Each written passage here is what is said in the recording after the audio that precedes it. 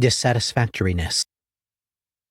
The next characteristic is dissatisfactoriness, misery, or suffering. Various translators and scholars debate the best way to translate the Pali word dukkha, which is the word that I am rendering here as dissatisfactoriness. I will sometimes translate it as suffering and other ways. Other translators and authors also use terms such as misery, unsatisfactoriness, stress, and anxiety. I don't think that we really have a perfect English word that can capture its nuances, which is why there are various opinions about how we should translate it. Such discussions can become too academic for me, as what I care most about is practice. And in practice, dukkha is right there in your immediate experience to be understood. There are two major aspects to the Buddhist teachings on dukkha, the first and most famous being the implications of having been born, which entails issues of having a body, and the ordinary facts of physical pain, sickness, aging, and death, as well as interpersonal conflicts, personal losses, fears, sorrow, grief, lamentation, and the like. These unfortunate aspects of having been born are clearly of great significance throughout our brief lives. However, the second aspect of dukkha is the key for insight practices, and that is the inherent painful tension that comes because we take the sensate data coming in and misinterpret those sensations in a way that causes us to habitually create the illusion of a permanent, separate, independently functioning, a causal, localized self. This mode of perceiving experience is more painful than the other way that sensate reality can be perceived, in which sensate data imply the exact reverse, that there is naturally occurring, causal, self-perceiving, immediate transience.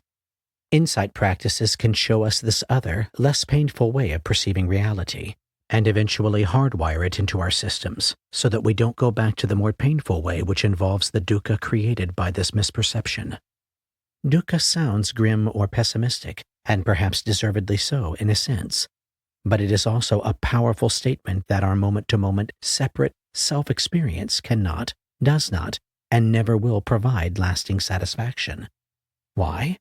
One reason is that everything is momentary, nothing lasts, meaning that you can experience everything that you normally think of as a solid world, arising and passing, instant by instant.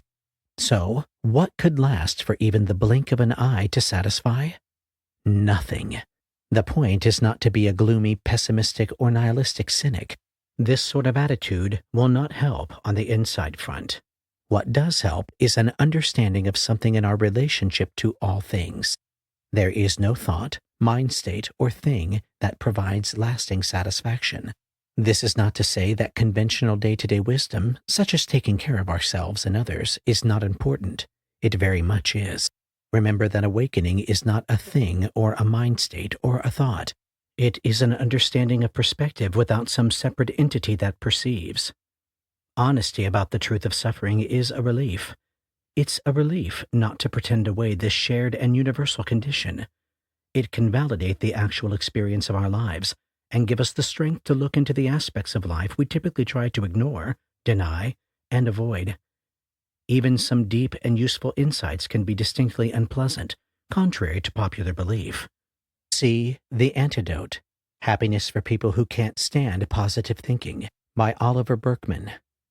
There is more to this second characteristic, and it relates to the third characteristic of no self. We are caught up in this bizarre habit of assuming that there is a boss-controller entity called I, yet the definition of this seemingly permanent thing must keep constantly changing to maintain the illusion in an impermanent reality. This takes up a lot of mental time and energy, and is continually frustrating to the mind, as it takes so much constant work and effort. It is also mentally painful.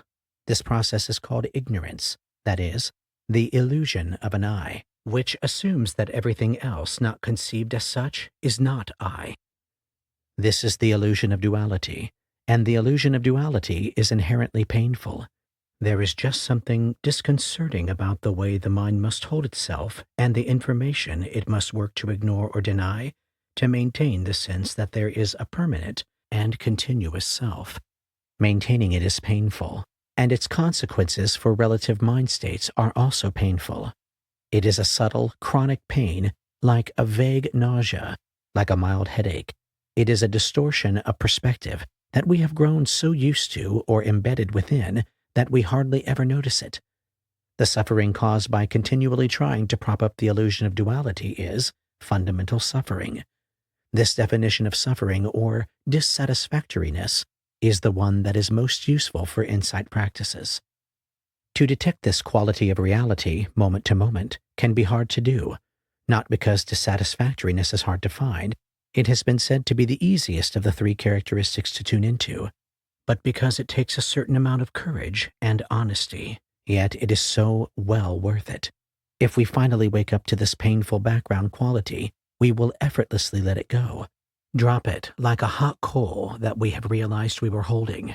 It really works like that. And letting go in this way means being free of it.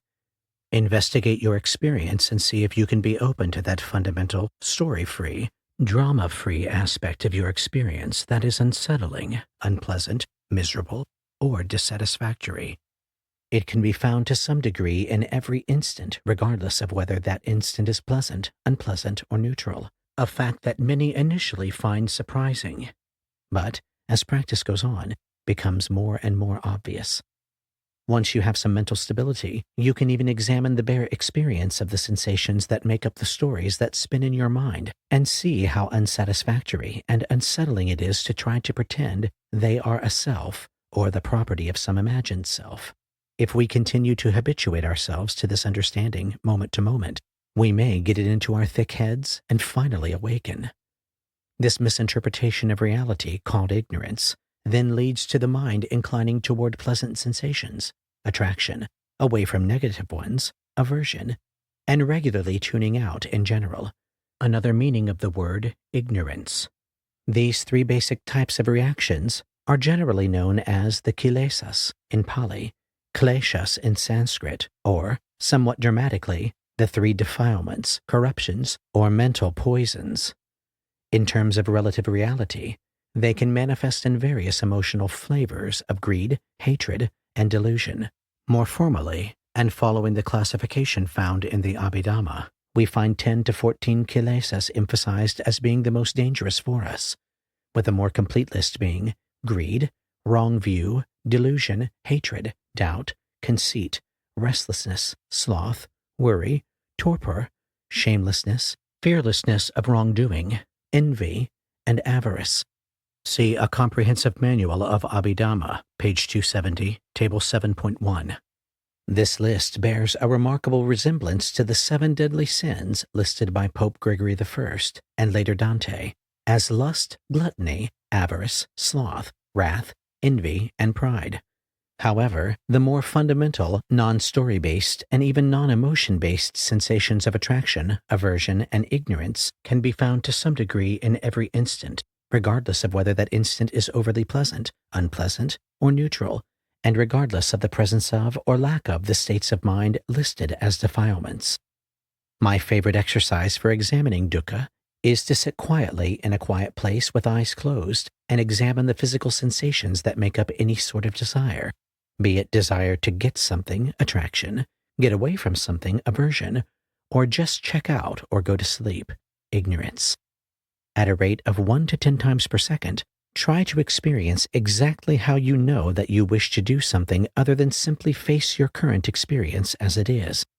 Moment to moment, try to discern every little uncomfortable shift, urge, impulse, and tension that prods your mind into fantasizing about the past or future or stopping the meditation entirely. For that meditation period, they become my prey and nourishment, opportunities to understand something extraordinary about reality. And so I do my very best to let none of them arise and pass without clearly perceiving and acknowledging the basic sense of dissatisfaction in relation to them. So, for that period, try to turn on sensations of the desire to get results. Turn on the pain and unsettling sensations that make the mind shrink, reject, or contract. Turn on the boredom that is usually aversion to suffering in disguise. Turn on the sensations of restlessness that try to get you to stop meditating and do something, anything else. Turn on anything with fear or judgment. Turn on any sensation that smacks of grandiosity or self-loathing. Turn on the things that typically derail meditation and make them into meditation objects. Turn on the sensations related to thinking about your meditation, which is generally aversion or attraction disguised by intellectual analysis. While there is value in metacognitive awareness, there is also great value in investigating the sensations that make up metacognitive awareness. A half hour to an hour of this sort of consistent investigation of dissatisfactoriness is also quite a workout, particularly as we spend most of our lives doing anything but looking at these sensations to gain insight from them. However, I have found that this kind of investigation pays off in ways I could never have imagined. Later, I will explain a stage called the knowledges of suffering, aka the dark night. If you find yourself having trouble with that phase of practice, come back here and try this exercise, as it can turn the tables on something that otherwise might turn the tables on you. Exploring dissatisfactoriness may not sound as concrete as the first characteristic of momentariness or impermanence, but I assure you it is. Even the most pleasant sensations have a tinge of misery to them, not only because they end, but also due to the strange way we hold our minds to create a sense of a stable self in a changing world. So look for it at the level of bare experience. Physical pain is a goldmine for this. I am absolutely not advocating cultivating or inducing pain, as there is already enough there. Just knowing in each instant how you know that pain is dissatisfactory and miserable can be profound practice. Don't settle for just the knee-jerk reaction of course, pain is miserable. Know exactly how you know this to be true in each moment, and don't get lost in stories or interpretations about it. This is bare reality we're talking about. Just be with it, engage with it, and know it at a very simple and straightforward, sensate level.